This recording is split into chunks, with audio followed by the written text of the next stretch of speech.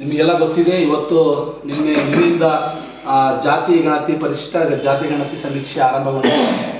ಸ್ನೇಹಿತರೆ, ಕೆಲವೊಂದು ಜಿಲ್ಲೆಗಳಲ್ಲಿ ಕೆಲವೊಂದು ಊರುಗಳಲ್ಲಿ ಸ್ವಲ್ಪ ಏನೋ ಗೊಂದಲ ಇದೆ ಅಂತ ಅಲ್ಲಲ್ಲಿ ವರದಿಗಳಾಗ್ತಾ ಇದ್ದಾವೆ ಸೋಷಿಯಲ್ ಮೀಡಿಯಾದಲ್ಲಿ. ಈಗ ನಾವು ದಾವಣಗೆರೆ ಜಿಲ್ಲೆಯ ಹಿರಿಯ ದಲಿತ ಹೋರಾಟಗಾರರು ಹಾಗೂ ಮಾದಿಗ ಸಮಾಜದ ಮುಖಂಡರು ಆದಂಥ ಶ್ರೀಯುತ ಆಲೂರು ನಿಂಗರಾಜ್ ಅವರು ನಮ್ಮೊಂದಿಗಿದ್ದಾರೆ. ಅವರು ಈ ದಾವಣಗೆರೆ ಜಿಲ್ಲೆಯಲ್ಲಿ ಸಮೀಕ್ಷೆ ಯಾವ ರೀತಿ ನಡೀತಾ ಇದೆ ಅನ್ನೋದನ್ನು ನಾವು ಅವ್ರನ್ನ ಕೇಳಕ್ಕೆ ಬಂದ್ವಿ. ಸರ್, ದಾವಣಗೆರೆ ಜಿಲ್ಲೆಯಲ್ಲಿ ಹೇಗೆ ಸಮೀಕ್ಷೆ ನಡೀತಾ ಇದೆ? ಸಮೀಕ್ಷೆ ಸ್ಟಾರ್ಟ್ ಮಾಡಿದ್ದಾರೆ, ನಿನ್ನೆಯಿಂದ ಸ್ಟಾರ್ಟ್ ಮಾಡಿದ್ದಾರೆ ಸರ್. ಸಮೀಕ್ಷೆಯಲ್ಲಿ ಗೊಂದಲಗಳಿದ್ದಾವೆ. ಆಧಾರ್ ಕಾರ್ಡು ಒಂದಿದ್ರು ಸಾಕು ಅಂತ ನಾವು ಜಿಲ್ಲಾಧಿಕಾರಿಗಳ ಹತ್ರ ಕೇಳ್ಕೊಂಡಿದ್ವಿ. ನಾವು ಆಧಾರ್ ಕಾರ್ಡು ಅತಿ ಮುಖ್ಯ, ಆಧಾರ್ ಕಾರ್ಡು ಮತ್ತು ಅವ್ರ ಜಾತಿ ಎಷ್ಟು, ಈ ಎರಡೇ ಸಾಕು, ಸಾಧ್ಯವಾದರೆ ಏನೂ ಇಲ್ಲದ ಪಕ್ಷದಲ್ಲೇ ಎರಡು ಸಾಕು ಅನ್ನೋಂಥದ್ದನ್ನು ನಾವು ಹೇಳಿದ್ವಿ. ಆದರೆ ಅಧಿಕಾರಿಗಳು, ಹೋದಂಥ ಅಧಿಕಾರಿಗಳು ಟೈನಪ್ ತಗೊಂಡು ಹೋದಂಥವ್ರು ಸಮೀಕ್ಷಾಧಿಕಾರಿಗಳು ಏನು ಮಾಡ್ತಾರೆ ಅಂದರೆ, ಅವರು ಸಮೀಕ್ಷಾಧಿಕಾರಿಗಳು ಏನು ಮಾಡ್ತಾರೆ, ಆಧಾರ್ ಕಾರ್ಡ್ ಕೊಡಿ, ರೇಷನ್ ಕಾರ್ಡ್ ಕೊಡಿ, ಕ್ಯಾಶ್ ಸರ್ಟಿಫಿಕೇಟ್ ಕೊಡಿ, ನಿಮ್ಮ ಜಾತಿ ಏಕೆ ಅಲ್ವಾ, ಸಾಕ್ಬಿಡಿ ಅನ್ನೋಂಥದ್ದನ್ನು ಮಾಡ್ತಾರೆ. ಸೊ ಅವಾಗ ಏನಾಗತ್ತೆ ಅಂತಂದರೆ, ನಮ್ಮ ಜಾತಿ ಕಳೆದೋಗ್ಬಿಡುತ್ತೆ. ಏಕೆ ಅಂತೆಲ್ಲ ಬರ್ಸ್ಬಿಡ್ತಾರೆ. ನಾವು ಹಿಂದೆಲ್ಲ ಏಕೆ ಅಂತ ಇದ್ದದ್ದು ಎಲ್ಲ ಸತ್ಯನೇ, ಏಕೆನೇ ಆದಿ ಕರ್ನಾಟಕ, ಏಕೆ ಹರಿಜನ್ ಅಂತೆಲ್ಲ ನಾವೆಲ್ಲರೂ ದಾಖಲಾತಿ ಒಳಗಡೆ ಶಾಲಾ ದಾಖಲಾತಿಯಲ್ಲಿ ಬರ್ಸಿದ್ದು ಉಂಟು. ಆದರೆ ಈಗ ಸರ್ಕಾರ ಲೆವೆಲಲ್ಲಿ ಗೊಂದಲ, ಎಡ ಬಲ ಬೇಕು ಅಥವಾ ಮಾದಿಗ ವಲಯ ಅನ್ನೋಂಥದ್ದನ್ನು ಪರ್ಟಿಕ್ಯುಲರ್ ನೀವು ಮೆನ್ಷನ್ ಮಾಡಿ ಅಂತ ಹೇಳಿರೋದ್ರಿಂದ ನಮ್ಮ ಜಾತಿ ಏನಿದೆ ಈ ಭಾಗದಲ್ಲಿ ಬರ್ತಕ್ಕಂಥ ನಮ್ಮ ಸಮುದಾಯ ಮಾದಿಗರ ಒರಿಜಿನಲ್ ಆಗಿ ನಾವು ಮಾದಿಗ ಜಾತಿ, ನಮ್ಮ ಮಾದಿಗ ಜಾತಿಯನ್ನು ಮಾತ್ರ ಮೆನ್ಷನ್ ಮಾಡ್ಕೋಬೇಕು. ಅದಕ್ಕೆ ಏನು ಪೂರಕವಾದ ದಾಖಲೆ ನಾವು ಹೇಳ್ತೀವಿ, ಅದೇ ದಾಖಲೆ. ನಾವು ಯಾರಿಗೂ ಹುಟ್ಟಿ ಯಾರ ಹೆಸರನ್ನು ಹೇಳಕ್ಕೆ ಬರೋದಿಲ್ಲ. ನಾವು ಮಾದಿಗರಿಗೆ ಹುಟ್ಟಿದ್ದೀವಿ, ಮಾದಿಗರ ಹೆಸರನ್ನ ಹೇಳ್ತೀವಿ. ಅದನ್ನು ಅಧಿಕಾರಿಗಳನ್ನ ಮೆನ್ಷನ್ ಮಾಡ್ಕೋಬೇಕು. ಅದು ಬಿಟ್ಟು ಅವರು ಪುನಃ ಮತ್ತು ಏಕೆ ಅಂತ ಬರ್ಕೊಂತ ಹೋಗೋಂಥ ಗೊಂದಲ ಮಾಡ್ತಿದ್ದಾರೆ. ಆಮೇಲೆ ಏನು ಮಾಡ್ತಾರೆ, ಒಂದು ಮನೆಯಲ್ಲಿ 6 ಜನ ಇರ್ತಾರೆ. 6 ಜನದ ರೇಷನ್ ಕಾರ್ಡ್ಗಳು 5 ಜನ ಇರ್ತಾರೆ. ರೇಷನ್ ಕಾರ್ಡಲ್ಲಿ ಒಬ್ರದ್ದು ಬಿಟ್ಟಿರ್ತಾರೆ. ಆ ಒಬ್ರದ್ದು ಯಾಕೆ ರೇಷನ್ ಕಾರ್ಡಲ್ಲಿ ಹೆಸರಿಲ್ಲ ಕಾರಣಕ್ಕೆ ಅವ್ನು ಬಿಡ್ತಾರೆ. ಅವ್ರಿಗೆ 6 ವರ್ಷ ಆಗಿರುತ್ತೆ. ಯಾಕೆ ಅದನ್ನ ಯಾಕೆ ಬಿಡ್ಬೇಕು? ಅದನ್ನೂ ತಗೋಬೇಕು.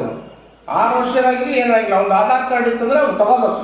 ಕೆಲವೊಬ್ರು ಆಧಾರ್ ಕಾರ್ಡ್ ಮಾಡಿಸಿಲ್ಲ, ಕೆಲವೊಬ್ರು ರೇಷನ್ ಕಾರ್ಡ್ ಇರುತ್ತೆ. ಇಂಥ ಗೊಂದಲಗಳು ಏನಿದ್ದಾಗ ನಮ್ಮ ಮನೆಯ ಅಂಕೆ ಸಂಖ್ಯೆಗಳಲ್ಲಿ ದಾಖಲಾಗಬೇಕು. ನನ್ನ ಪ್ರಕಾರ ನಮ್ಮ ಮನೆಯ ಅಂಕೆ ಸಂಖ್ಯೆಗಳು, ಎಷ್ಟು ಜನ ಮಾದಿಗರು ಈ ಮನೆಯಲ್ಲಿ, ಆಲೂರು ನಿಂಗರಾಜ್ ಮನೆಯಲ್ಲಿ ಎಷ್ಟು ಜನ ಮಾದಿಗರ ಜನಸಂಖ್ಯೆ ಇದೆ, 7 ಜನ ಅಂದರೆ 7 ಜನ ಬರಬೇಕಲ್ಲಿ. ಒಬ್ಬರು ಸಣ್ಣ ಪುಟ್ಟ ವ್ಯತ್ಯಾಸಗಳು ಒಂದು ದಾಖಲೆ ಇಲ್ಲ ಅಂದರೆ ಅದನ್ನು ಬಿಡೋಂಗಿಲ್ಲ, ಕೈ ಬಿಡು ಕೂಡ್ದಿವರು 7 ಜನನೂ ಮಾದಿಗರಂತ ಮೆನ್ಷನ್ ಮಾಡ್ಕೋಬೇಕು.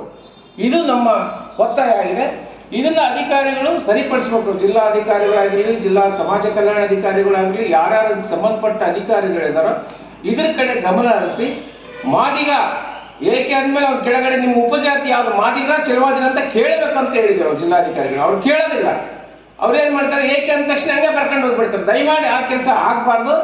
ಆಮೇಲೆ ನಮ್ಮ ಕಾರ್ಯಕರ್ತರು ಕೂಡ ಇರಬೇಕಲ್ಲಿ ಇದ್ದು ಏಕೆ ಅಂತ ಬರ್ಸಿದ್ಮೇಲೆ ಮುಂದೆ ಕೆಳಗೆ ಉಪಜಾತಿಯನ್ನು 061 ಕಾಲಮ್ನ ಪ್ರಕಾರ ನಾವು ಮಾದಿಗರು, ಅದನ್ನು ದಾಖಲೆ ಮಾಡಮ್ಮ, ನೀನು ಅದನ್ನು ದಾಖಲೆ ಮಾಡಿ ಸರ್ ಅಂತ ಇವರು ಹೇಳಬೇಕಾಗ್ತದೆ. ಈ ಕೆಲಸನೂ ಮಾಡಬೇಕು, ಅಧಿಕಾರಿಗಳು ಮಾಡಬೇಕು, ನಮ್ಮ ಕಾರ್ಯಕರ್ತರು ಇರಬೇಕು.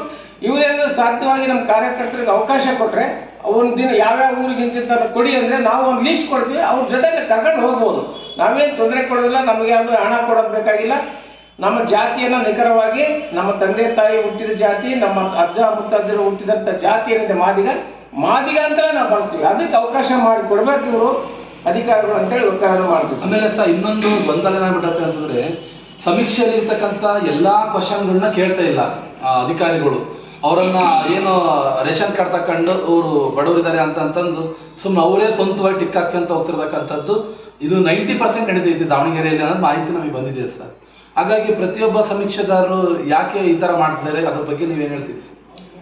ಆಯಿತು, ನನಗೆ ನನ್ನ ಅಭಿಪ್ರಾಯದಲ್ಲಿ ಕೆಲವೊಂದಿಷ್ಟು ಮಾಹಿತಿ ಎಷ್ಟು ಬೇಕೋ ಅಷ್ಟು ತಗೊಳ್ಳಿ.